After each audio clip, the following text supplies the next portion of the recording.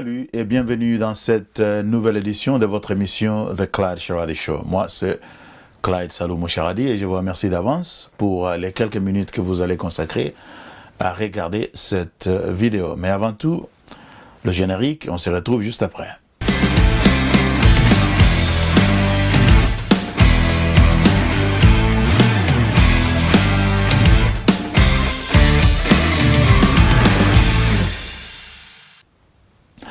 Bien, merci. Voilà, dans cette émission, nous avons une mission. Et cette mission se résume en un mot, qui est le mot clé. Et clé, c'est un acronyme. Un acronyme avec 3 lettres. La première lettre, c'est la lettre C, qui veut dire conscience. Nous voulons, à travers cette émission, réveiller la conscience des Congolais et des Africains sur les enjeux qui sont les nôtres. La deuxième lettre, c'est la lettre L, c'est le leadership. Nous voulons contribuer à l'amélioration et à la performance du leadership dans nos sociétés, dans nos communautés. Et enfin, le troisième mot, c'est la troisième lettre plutôt, c'est la lettre E, qui veut dire entrepreneuriat. Et donc, nous voulons encourager l'entrepreneuriat, aussi bien l'entrepreneuriat commercial que l'entrepreneuriat social. Et ça veut dire que pendant que nous faisons cette émission, nous ne voulons pas tout simplement partager des idées. Nous avons des objectifs et nous voulons travailler avec des partenaires et on va vous communiquer certains des projets que nous avons de telle manière qu'au-delà des mots, nous puissions être à mesure de faire des choses. Parce que nous, Africains, nous devons comprendre que même si nous sommes habitués dans notre culture de l'oralité, c'est plutôt les actions qui changent la communauté ou la société. Les mots peuvent guider, les mots peuvent encourager, mais c'est simplement les actions qui changent les choses. Donc nous visons une influence à triple dimension, une influence d'abord philosophique, c'est-à-dire au niveau de la pensée, la conscience, on en a parlé un peu, et puis la deuxième dimension, c'est la dimension politique. Politique pas dans le sens politicien, ou politique politicienne, si vous voulez, mais plutôt politique comme police, c'est-à-dire la gestion de la cité. Parce que vous savez, si vous ne vous occupez pas de la politique, elle va s'occuper de vous. Ça veut dire que nous sommes tous censés être des citoyens qui contribuent à l'amélioration de la gestion de la cité partout où nous nous trouvons. Et cela peut se faire à travers des échanges, mais aussi et surtout, comme je l'ai dit avant, et c'est la troisième dimension, pragmatique, c'est-à-dire il faut des actions. Et moi, je voudrais encourager toutes les personnes qui font des vidéos, des analystes, on en a beaucoup ces jours-ci, d'utiliser l'influence qu'ils ont, l'audience qu'ils ont, pour encourager des actions. On ne peut pas simplement se limiter au niveau des réflexions, des analyses, et tout ça, c'est bien beau, mais ce sont les actions qui vont changer la société. Et donc, il faut, comme on dit en anglais, leverage. Il faut, en tout cas, exploiter de manière positive les réseaux qu'on a, les audiences que nous avons, pour essayer d'encourager les actions et nous-mêmes faire des actions. On vous en parlera sur notre propre projet vers la fin de cette vidéo. Alors, pour revenir sur le sujet du jour, c'est les enjeux de la guerre et comment ces enjeux se jouent entre Kabila et le président Tshisekedi. D'abord, il faut dire que pour le moment, vous savez, l'actualité, c'est que Kabila serait entré à Goma, mais pas pour longtemps. Il serait aussi reparti quelques heures ou quelques jours après. Ça, c'est la première version. La deuxième version, c'est qu'il n'est jamais entré à Goma et que le gouvernement a, comme on dit en anglais, overreacted. Ils ont réagi, ils ont dépassé les limites en saisissant les biens de l'ex-président Kabila et en bannissant les activités politiques de son parti politique et de son groupe FCC.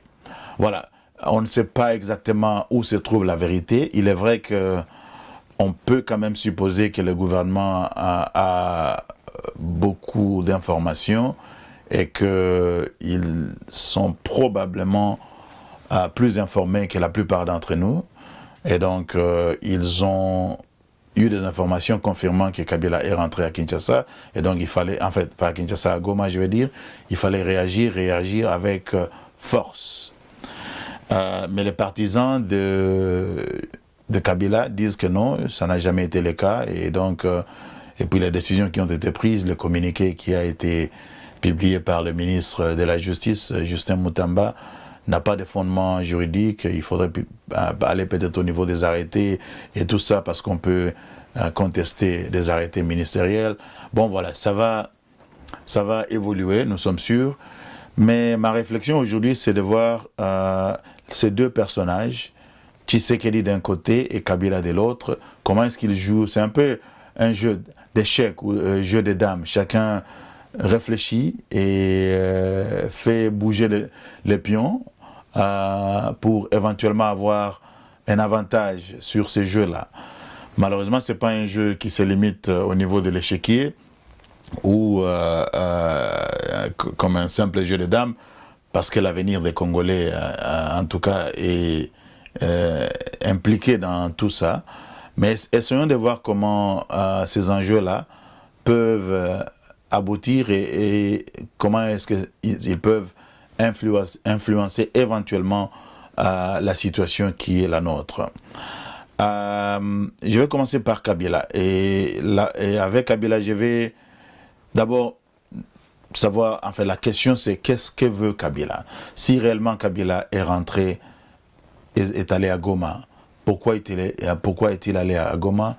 Qu'est-ce qu'il cherche? Bon, je pense qu'il y a quelques éléments. Je vais d'abord énumérer les éléments qui définissent ce personnage Kabila. Qu'est-ce qu'il a comme atout?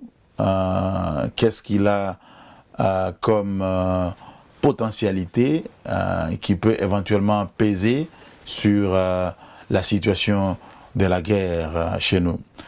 Il faut dire que Kabila a 5 ans de stratégie militaire, de 1997 jusqu'en 2001, avant la mort de son père. Il était soldat dans l'armée rwandaise. Il est venu avec James Kabarebe pour prendre le pouvoir à Kinshasa au nom de son père, Kabila, ou en tout cas il y a des contestations sur la paternité de Kabila le père envers Joseph Kabila. Ça c'est une autre question, un autre débat pour un autre jour, mais je veux dire que c'est un militaire qui a été au front pendant au moins 3-4 ans, et peut-être avant ça il était officier dans l'armée rwandaise, donc on lui donne au moins 5 ans de service militaire. Et au-delà, il a 18 ans de pouvoir. Il a dirigé le pays pendant 18 ans. En plus, il a une machine politique et je veux dire, la machine politique et la machine stratégique, si vous voulez, de Kagame. Parce que ce n'est pas un secret de polichinelle. Kabila travaille ou a travaillé avec Kagame depuis longtemps. Et puis, Kabila a aussi un laboratoire politique qui n'est pas négligeable, avec tous ces caciques des FCC et toutes ces personnes qui sont avec lui, et qui étaient avec lui. Il a encore un certain niveau d'influence sur ces personnes-là. Et au-delà de ça, il a beaucoup d'argent, parce qu'il a pris beaucoup d'argent quand il était président de la République. Personne ne sait exactement combien il a, mais on imagine qu'il a plusieurs milliards de dollars. Et il a beaucoup de business à Kinshasa, beaucoup de sociétés des Pakistanais, des Indiens. Il est là-dedans. Il a aussi des sociétés à lui propre avec sa femme et sa famille. Et donc, il a une capacité financière considérable. Et après, il est bien entouré. Pourquoi est-ce que j'ai dit tout ça? C'est pour dire que c'est quelqu'un qui a quand même beaucoup de choses qui peut lui permettre d'avoir une capacité de nuisance suffisamment élevée. Et c'est là par rapport au président Félix Tshisekedi. Essayons d'analyser un peu qu'est-ce que Tshisekedi a. Bon, Tshisekedi, avant qu'il n'arrive au pouvoir, il n'a pas un cursus professionnel. Bon, on ne connaît pas trop. Hein. On dit qu'il était Il avait une petite entreprise de livraison qui n'a pas trop duré, donc il n'a pas beaucoup d'expérience professionnelle avant qu'il arrive au pouvoir. C'est vrai qu'il a joué un rôle limité au niveau de la diplomatie de l'UDPS. C'est tout ce qu'on peut lui donner comme expérience professionnelle, si vous voulez. Je ne sais pas si ça compte, cet exercice de diplomatie. C'est vrai que ça peut ajouter quelque chose, mais il n'avait pas une carrière qu'on lui reconnaît. Et donc il arrive au pouvoir sans grande expérience, mais simplement parce qu'il était le fils de Etienne Tshisekedi Wamulumba. Il a 6 ans, presque 7 maintenant, d'expérience au pouvoir. Ça, c'est un atout. Ça ne pèse pas trop par rapport à Kabila, mais c'est un atout. Et puis on voit que l'entourage qu'il a n'est pas très très bon. Il est très mal entouré. En tout cas, la plupart des analystes sont d'accord que l'entourage de Tshisekedi n'est pas très bon. Et puis lorsqu'on analyse sa manière de décider, on sait que c'est quelqu'un qui prend beaucoup de temps à décider et donc il a une capacité décisionnelle, si vous voulez, très limitée. Mais dans tout ça, je peux quand même dire qu'il est dans le bon côté de l'histoire, parce que lui, malgré qu'il y ait eu des contestations au niveau des élections, il est quand même officiellement le président légitime de la République démocratique du Congo, et il est en train de faire face à une guerre qui est une invasion du Rwanda, un pays qui a des velléités territoriales sur notre pays. Et donc, il combat un ennemi qui n'est pas seul. Cet ennemi est supporté par des puissances étrangères, notamment les Occidentaux, je veux dire, la France, c'est sûr, les États-Unis. Bon, on sait qu'avec l'arrivée de Trump, les choses changent un petit peu, mais Kagame reste toujours en fait, il est toujours supporté par les Britanniques et bien d'autres. C'est quelqu'un qui sait jouer son jeu au niveau international. Alors, Tshisekedi, lui, peut-être qu'il n'a pas trop d'atouts, mais il est dans le bon côté de l'histoire. Alors, qu'est-ce qui est en train de se jouer maintenant en ce qui concerne Kabila et ses relations avec le pays et Tshisekedi au milieu de tout ça? Parce qu'on a l'impression que Kabila veut revenir au pouvoir. Il veut revenir au pouvoir. Pourquoi? Parce que je ne vois pas pourquoi il voudrait, en tout cas de la manière qu'il s'est exprimé, en supportant, en soutenant cette rébellion, cette invasion, et puis en allant même à Goma, si cela est le cas, mais on sait qu'il a déjà dit qu'il allait rentrer au pays par l'Est, et Kamitatu avait confirmé que ça serait le Goma. On se demande d'ailleurs pourquoi c'est Kamitatu qui confirme cela, mais ça c'est une autre question. Et en tout, volonté à Kabila, ezali ya kozonga na pouvoir. Il veut revenir au pouvoir. Il sait que constitutionnellement parlant, il n'a plus les moyens de le faire. Et donc, cette rébellion, cette invasion serait probablement quelque chose qu'il aurait fomenté en connivence avec Kagame. C'est vrai qu'on n'a pas tous les éléments, mais le président Tshisekedi l'a accusé d'être derrière cette énième invasion du Rwanda.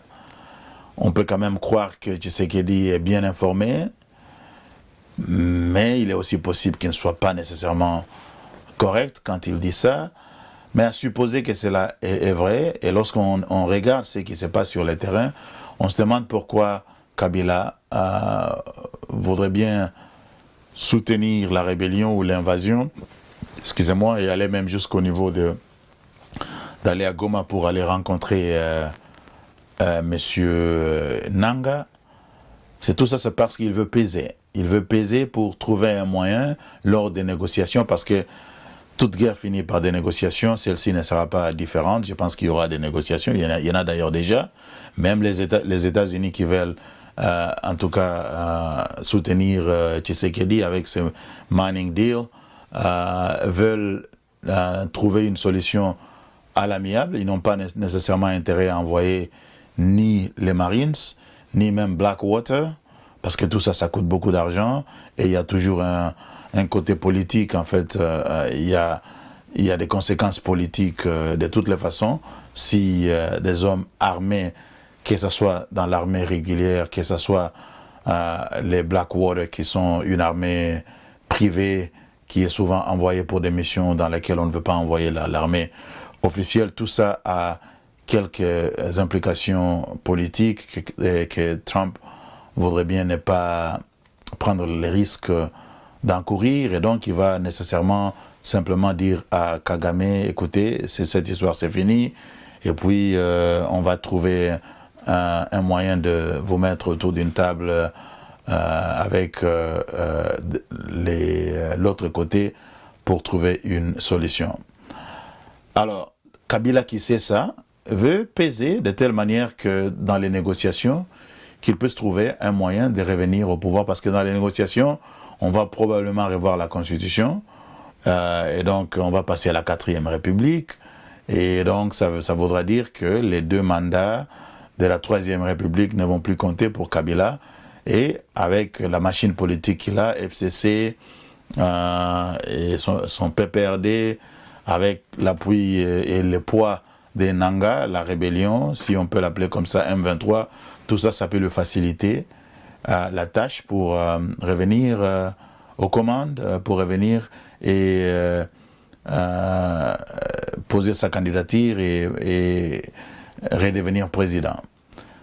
En tout cas, je pense que c'est ça l'enjeu principal de Kabila. Mais je me demande s'il est vraiment sage, parce que avec l'argent qu'il a, avec toutes ces entreprises qu'il a bâties et qu'il a initiées en connivence avec des Indiens et d'autres étrangers au Congo, je me demande pourquoi ces messieurs, au lieu de passer sa vie calmement en train de se réjouir de ces millions ou de ces milliards, voudraient encore revenir au pouvoir avec tous les risques qu'il y a, et surtout de choisir des voies, des armes pour revenir au pouvoir. Bon, je comprends un peu parce qu'il n'a pas d'autre voie que ça. S'il veut revenir au pouvoir, constitutionnellement, il n'a pas les moyens, donc il faut fomenter une rébellion ou une invasion du Rwanda, parce qu'il a toujours été en connivence avec le Rwanda, pour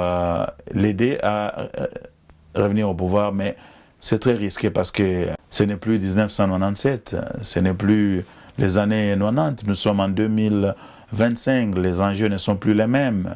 Et donc il y a un risque énorme.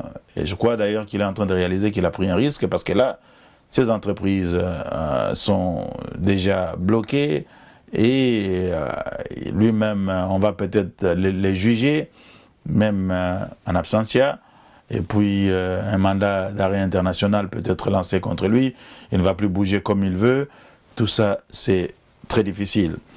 Mais de l'autre côté, notre président, Tshisekedi, qu'est-ce que lui veut? Bien évidemment, il veut la fin de la guerre, il veut se mettre dans une position de force pour qu'il puisse continuer son mandat, et lui aussi, il a des velléités. Il avait des velléités, je crois qu'il les maintient encore. C'est la guerre peut-être qui peut changer les choses, mais il avait des velléités de pouvoir rester un peu plus longtemps au pouvoir avec ce fameux projet de révision ou de changement des constitutions. On n'est pas dupe, on sait. Il a voulu trouver une formule pour rester au pouvoir. Et donc là, nous revenons dans une situation où, comme toujours en Afrique, nos politiciens ne sont jamais rassasiés du pouvoir. Et là, à cause du soif du pouvoir de ces 2 personnes, Kabila d'un côté, Tshisekedi de l'autre côté, le Congo, c'est le Congo qui paie la facture. Parce que cette guerre déjà va nous ramener 10, 15, 20 ans derrière. On commençait déjà à faire un petit pas. Moi, j'étais très ravi lorsqu'il y a eu ce passage de pouvoir pacifique entre les deux. C'est vrai que c'était un deal, on le sait. Mais c'était quand même quelque chose de très bon. Les Français ont appelé ça compromis à l'africaine. Peu importe, quand même, ça nous a permis de voir quand même quelque chose qu'on n'a pas vu depuis 60, depuis les années 60. Donc on avait quand même l'espoir que les Congo allaient avancer. Et lui, il est venu, c'est vrai qu'il a... Hein, notre président a beaucoup de faiblesses. Hein. Il n'a pas une expérience, en tout cas avérée. C'est vrai que bon, on n'est jamais préparé pour devenir président, mais ce qu'on fait avant de devenir président est beaucoup est très très important, parce que c'est vrai qu'on n'est jamais préparé suffisamment pour devenir président, mais ce qu'on fait avant de devenir président vous donne un fondement qui vous permet de pouvoir être à mesure de diriger. Lui, Tshisekedi, quand il arrive au pouvoir, il n'a pas grande expérience sur quoi que ce soit, à part son expérience au niveau de l'UDPS, l'opposition, et la diplomatie, pas vraiment grand-chose. Et Kabila aussi, qui pendant 18 ans a détruit le pays. Il faut voir, maintenant là, avec toutes ces personnes qui font des vidéos, qui nous font visiter la ville, on voit combien cette ville de Kinshasa est meurtrie et détruite. Et si Kinshasa est comme ça, l'intérieur c'est même pire. Donc le pays est déjà par terre pendant très longtemps. Lui-même avait dit, Tshisekedi, que le pays était déjà Mboke Koufagi déjà. Mais il a quand même fait quelques efforts. On voit quand même des actions ça et là. C'est vrai que ce n'est pas suffisant. Mais si peut-être on lui laissait le temps, les 3-4 ans qui restent, il pouvait faire mieux. Mais avec la guerre, tout devient très difficile. Alors, comment est-ce qu'on résout cette situation? C'est très difficile. Moi, tout simplement, je demande à ce que nos politiciens, que ce soit ceux qui sont autour de Tshisekedi, l'Union sacrée, ou ceux qui sont avec Nanga. Bon, Nanga, on sait qu'il est avec Bissimois. Et puis les Rwandais, il n'y a pas autre chose. Hein. Mais que nos politiciens, dans leur ensemble, puissent mettre le Congo au centre de leurs intérêts. C'est vrai que ce n'est pas garanti qu'ils vont le faire, parce que nous avons des politiciens de très très mauvaise qualité, à tous les niveaux. Au niveau du gouvernement, l'incompétence, la corruption, le manque de stratégie, il y a beaucoup de faiblesses. Au niveau de l'opposition, Katumbi, Fayulu, beaucoup de faiblesses. Et au niveau de la rébellion, déjà c'est la faiblesse hein, tout entière, si vous voulez, parce que déjà quand vous faites une rébellion contre votre pays, ce n'est jamais bon. Peut-être si on peut comprendre par exemple une rébellion de Kabila le père, parce que Mobutu était un dictateur, après plus de 30 ans de règne, ça peut se comprendre. Mais dans le contexte actuel où on a une démocratie, même si les élections n'étaient pas aussi bien organisées qu'on a voulu, ça ne donne pas raison ou droit de lancer une rébellion, parce que toute guerre, lorsque vous la commencez, vous ne savez pas comment vous allez la finir, et toute guerre toujours fait reculer le pays de plusieurs années. On sait que cette guerre a commencé par la frustration de Nanga, parce qu'on lui a retiré ses carrés miniers. Il a tout fait pour vouloir démontrer à Tshisekedi qu'il peut faire quelque chose, en connivence avec son maître Kabila, en connivence avec les Rwandais. Ils sont arrivés là où ils sont, et maintenant nous avons cette situation en main qui est tout à fait difficile pour nous. Nous espérons en tout cas que avec l'appui, avec l'aide de Dieu si vous voulez, parce que c'est vrai que nous Congolais, nous sommes trop croyants, et nous arrêtons souvent au niveau spirituel en pensant qu'il suffit d'une prière que les choses vont s'améliorer. Mais il faut toujours commencer par les côtés spirituels et après aller dans le pragmatisme pour dire que nos politiciens doivent se ressaisir, que ce soit ceux qui sont derrière Tshisekedi, que ce soit ceux qui sont derrière Kabila, Nanga, l'opposition. Et peut-être que ce que font les évêques peut aider, bien qu'aujourd'hui les évêques sont très critiqués, surtout du côté de l'UDPS. On pense que les évêques roulent pour les Rwandais. Moi, personnellement, je ne crois pas du tout. Je pense que les évêques ont toujours été en tout cas du côté de la population. C'est vrai qu'ils ne sont pas parfaits, ils peuvent commettre des erreurs, mais fondamentalement, je vois que l'Église catholique, l'Église protestante, ils ont toujours été au milieu du village en termes de vouloir trouver des solutions. Bon, je m'arrête ici parce que sinon ça risque d'être très long. Je voulais tout simplement partager ces enjeux. Ça peut élucider certaines choses, ça peut aider pour que nous puissions un peu plus comprendre ce qui est en train de se faire. Mais je reste dans la logique de notre émission. Et ça, c'est le deuxième point. Au-delà de ce partage sur la situation chez nous, dans notre émission, nous voulons toujours être à mesure d'encourager des actions. Vous savez, le Congo a besoin de ses fils et de ses filles, aussi bien dans le pays, au pays, je veux dire, que dans la diaspora. Et donc, nous devons nous encourager à faire des choses qui aident à transformer notre société. On ne peut pas laisser tout au niveau des politiciens. C'est d'ailleurs une contradiction lorsque nous disons que nous savons que nos politiciens sont de très mauvaise qualité, s'il faut dire les choses comme ça. Mais en même temps, nous mettons trop d'espoir sur les politiciens. C'est une erreur. Lorsque vous regardez, par exemple, là je parle de la diaspora juive, elle est très organisée. Tout le monde ne rentre pas au pays. Il y en a beaucoup qui sont à l'extérieur, mais ils contribuent pour leur pays. Certains financent, d'autres gèrent des organisations, d'autres rentrent au pays pour faire du business ou pour travailler dans tel ou tel domaine. Et nous, la diaspora congolaise, nous devons faire plus. Moi, je suis en Australie. Les Congolais, il y en a à peu près 10 millions qui sont à l'étranger.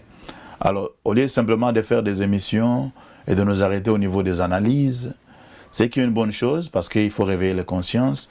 Nous devons passer maintenant dans la pratique, dans le pragmatisme. Ce que nous proposons, et nous avons trouvé une formule que nous voulons partager avec tous les membres de la diaspora ou tous les Congolais partout où ils sont, pour que nous puissions, au-delà de nos discours, chercher à soutenir les jeunes qui sont impliqués dans des projets divers en termes de transformation de la société, dans des projets de transformation de leur communauté, des mouvements de jeunes qui sont en train d'essayer de faire quelque chose pour améliorer la société. Donc il s'agit de l'entrepreneuriat social, mais pas seulement.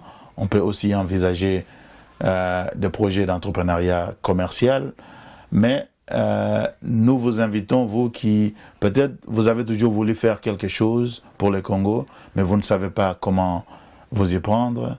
Nous, ce que nous voulons, c'est que ensemble, nous puissions être à mesure de chercher des projets qui nous intéressent, de soutenir les personnes qui sont déjà actifs sur le terrain et de suivre, de les encadrer, de les coacher, de faire le mentorat. Donc, si ce sont des choses qui vous intéressent, alors contactez-nous. Nous pouvons vous en parler en long et à large. Voilà, nous sommes arrivés à la fin et je vous remercie déjà pour avoir suivi cette émission. Je vous demande déjà de vous abonner si vous ne l'avez pas fait et partager cette vidéo. Si vous voulez nous contacter, nos détails seront sur l'écran. Merci et à la prochaine.